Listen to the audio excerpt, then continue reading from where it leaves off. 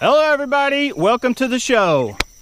Bass and Bonsai, Topwater edition. Yeah, we're doing it again. I know it's not huge, but it was a nice battle. So buckle up, hang on, check it out. Let's see what we can do with these topwater baits. We're starting to get on fire. Frogs are, they know it. Thank you, hold your applause, please. I need silence for what I'm about to do. Catch a giant largemouth bass. Let's go. All right guys, before I go any further, I think I got plenty of time. Hopefully I got cloud cover. Here's a little segment I want to call building mojo. How do you build mojo? It's kind of like confidence, luck, right? You see this little guy right here? See that little guy? Well, problem is, last year I was tearing them up with one of these, but not this one. I lost that one. It had a red hook up front. This I think was actually smaller one I'd made myself, but that sucker was on fire. This should not be that different. It's the same bait. So I just need to throw it and tell myself that this little bait here is just as good as that other dude. And if that don't work, I'm putting a red hook on the front and I'm cutting the tail down. But I think it's just all in my head and I haven't thrown it that much. So you've heard people, you know, on these forums, they tell you, you know, get out and throw it. You want to be a jig fisherman, get out and throw the jig. You know, worms, Texas rig, Carolina rig, I guess. The toughest things that I don't fish that much, that I've tried occasionally, is a Carolina rig. I don't get it. I don't know why people do it. Spy baiting, deep diving cranks. As much as you're out there and just what it involves, I'd rather throw a heavier jig out. Or, you know, Texas rig is what I like probably better than anything. You know, say a 1/4 to a 1/2 ounce Texas rig, curly tail worm, throw that sucker out there, let it sink, and then just kind of, you know, work it faster back to the boat than you would a shaky head or something. Is the way I like to fish once I get deeper. Or like a mid-depth crank, like a wiggle wart. Once you get deeper than that, I don't really like deeper cranks. Now if I was with somebody, which I don't fish with too many people that also do that, and they got on a bite, don't think I wouldn't throw it. If they had one like here, I'd be like, okay, let's crank. There we go. If you guys saw that or not. I just knew there'd be more bass over there. I tightened this drag up again on this reel. This reel gets around. This is not my newest NRX, but it's 802C that I bought used.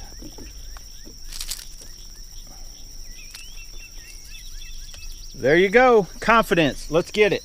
I should have. You see that? Look at this right over here. Oh, right at the boat. You guys missed it. Come on. Those topwater, when I look away, that's when I get whacked. It's crazy, I know. I look away, watch this. I throw that. Well, I didn't look away that time. I didn't have a chance. All right, there's one. Right there where he should have been. Get in here. Get in here. I want to talk to you. Get in here. I want you to tell me where your big mama is. All right, this bait is, ooh, we got a jumper. This bait's probably working better than anything, so we're going to keep throwing it. But we're going to get this guy jumping first. Get on out there and get you some, boy. Come on. Come on.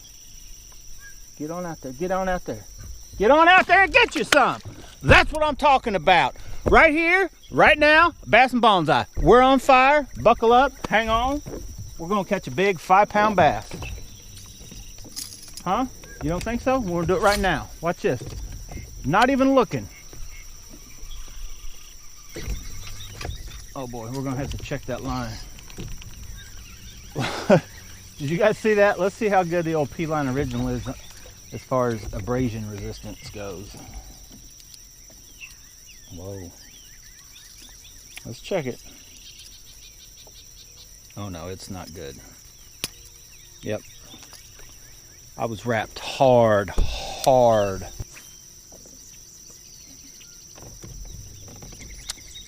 There we go. Oh my goodness. They are off today. They're not even getting this thing all the way in their mouth, whatever they are.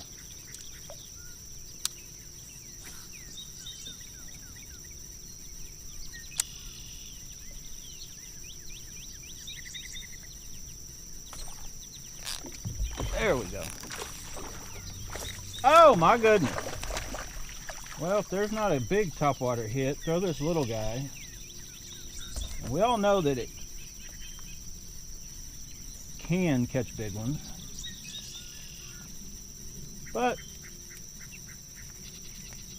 until that big one starts to hit, or decides to hit, have fun catching the little ones, right? Shallow. And I don't know why, but this water seems like it's down just a hair. Oh, there's another one. We finally got on what I guess consider a bite. This little stretch, I have had several hits and catching fish on this little dude now.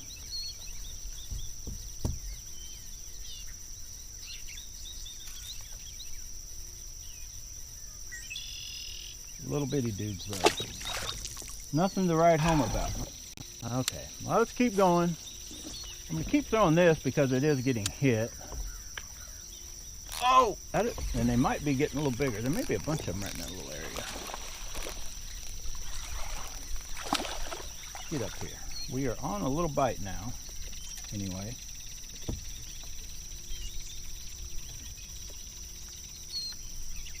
That is more than I could say for any other bait we've thrown today. Once again, that wind blows me right, and it doesn't even feel like a wind, right into my spot. Well, let's just throw by that. Oh, I think I landed on top. Nope, I'm right beside it. There we go. There's that throw. Oh, he's got me wrapped around the stump. Let's come off. There we go. That's why I like to throw by them stumps. Get in here, you 2-pounder. Yes, yes, yes. That's why we like to throw by them. That fish is feisty. I'm doing all I can to hold on to it. The third stump's right there. I misjudged where it was, but we caught the fish.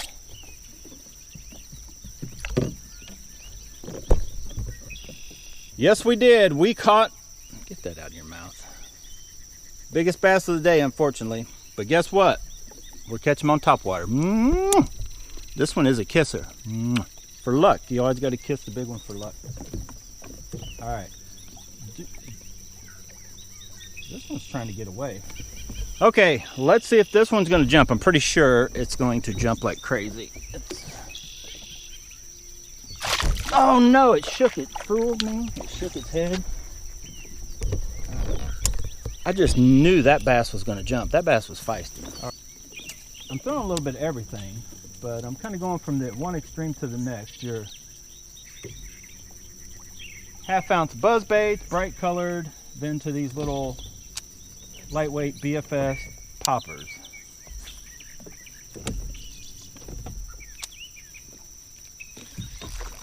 And actually, whoa, look at this monster. From one extreme to the next, we're doing it. Oh, grab him like you mean it. I'm going to end up getting hooked by this little dude. I didn't grab him like I meant it. He's going to end up hooking me. I'm trying to be careful with him.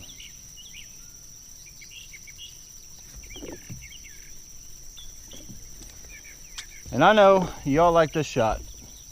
Bass and Bonsai, doing it to it. Little bitty largemouth bass on little bitty poppers. Spider-Man kiss. I ain't kissing you. That was a jumper. Let's get back over here along this bank. I bet you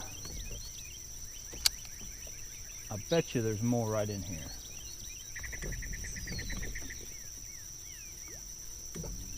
But what are the odds? Oh, whoa, that's getting bigger. What are the odds that there's a big giant over here? Whoa. I got this drag maybe a touch loose. I always say that, but it's usually on the rod and reels that I keep catching them and they don't come unbuttoned, so I think I'll leave it. Look at that. Look at that beautiful largie. Look at that little skinny dude. Catching them on the popper. Looking for jumpers. Looking for jumpers all day long. Let's see if he'll jump. That's gonna be a jumper, I know it. Oh no, he turned his head right back down. Go right up against, there's a little piece of wood there. I don't know if you guys can make it out. Oh! Got another one. There. They are in there. I'm going to try to stay back. Oh, that is a jumping machine. You don't know, this little BFS is just flat tearing them up now. Whoa. That's a better bass. I might be able to. Uh-oh. That is probably the limits of this kind tetton. That is over a pound bass. Boat flipping with that, be a little extreme. Oh no.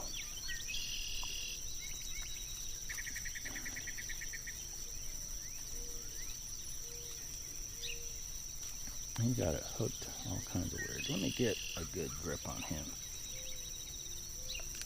He has it. I don't want to hurt you or my little bait.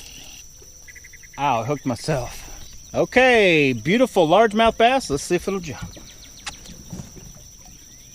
Here he goes. No, they pulled their head down. All right, we are doing excellent. Let's go. The sun is up pretty good. It is 8 a.m. Sun should already be out. Well, there we go, right out in the middle of nowhere. After all those awesome shots, oh boy, he's still gonna, oh no, oh no, oh no, oh no.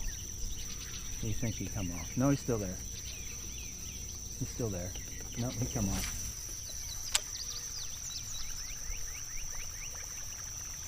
Sun is coming out.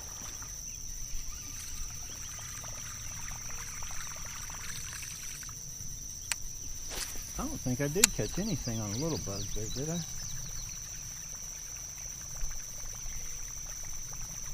Oh boy. Right there at the boat. Seeing the show. You guys see the sun coming out. They're still hitting a little bit, but man, it's few and far between. So hopefully you can see me. I guess I should spin around. You see the sun is out now. 2 baits in this little shootout we were doing. So do I really have a winner on what's better for, you know, topwater fishing, BFS or regular gear? I don't really have. Let's give this one a kiss. I'm gonna throw him back and put it into it. But these 2 baits right here, kind of the extremes, are what we had the best luck with. It's kind of weird in a way, but not really. I figured it would be similar to that. Or be like right in the middle. It would be the white popper in a 1/4 ounce. This bait right here, old school, 1/2 ounce, bright. A lot of guys swear by black. I've always been more of a white or white and chartreuse on my topwater stuff. Just typically that's where I've always been. But then that little ghost type thing. Now he has lost an eye. The eyes, it's one of those things I've talked about in a video. If you don't know what I'm talking about, pop the eyes off any new bait, re-glue them yourself, scratch them inside there, re-glue them yourself if you want to make sure they'll last the life of the bait. Because most baits come high dollar mega bass to these cheap AliExpress, whatever, with the eyes that will pop off after a few fish. That's just the thing about baits. But this little bait right here, that's a Sonora, I don't even know how they pronounce it. From AliExpress, 3.5 grams. You can pick them up for about $4. Buzz baits aren't really that much more expensive. You can find, I think you can actually find these as cheap as $1.50 certain places, but I recommend at least get the ones, they're the old school, kind of a cheap buzz bait, but I want to say they're $2, $3, or $4. They do make some expensive ones. They will work from time to time, but the main thing you want, and I had to redo the blade, I put another blade on this one, is you want aluminum to aluminum there, making that squeaking sound. I don't know if you guys can hear that. This one actually isn't even broke in yet, because last week it was working awesome, and then this broke and I had to put a different blade, and I used the old piece off the other blade, which is an old one, and I think they're a little off. I think it'll get to squeaking a little better. But anyway, hope you like that topwater comparison. What I recommend is fish like I do. You know, I've said it before and I'll say it a whole bunch of times. I'm not a tournament fisherman, but I kind of go out each time I go fishing, I guess, like if I was in a tournament. I'm out to catch fish. Even when I'm testing baits, you know. I want to be able to have my whole arsenal at my disposal of what I want to use, because at any given time one of your baits on top water, bottom bouncing baits will just stand out above the others, and I want to have what's there and the options and that kind of thing at my disposal, at my fingertips, so to speak.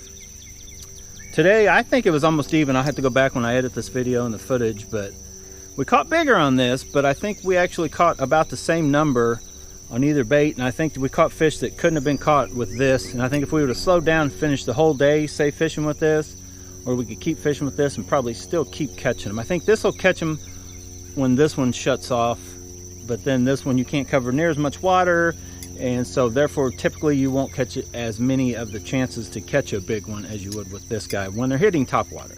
When they're hitting top water, I go with this. I did use the small buzzbait, and it's kind of like the chatterbaits. The small jig type things, to me, don't translate down to the BFS. The BFS is when you get into the soft plastic, the worms, and these little poppers and little cranks is where BFS can be as good, or sometimes even better, more deadly, when that bite's just finicky. So anyway, if you like this video, hit the like button, subscribe to the channel if you haven't already, and whatever you do, get out and go bass and bonsai for yourself. And thank you guys for watching. I really do appreciate it. Thank you very much. See you later. Got to put another video together. 4th of July weekend.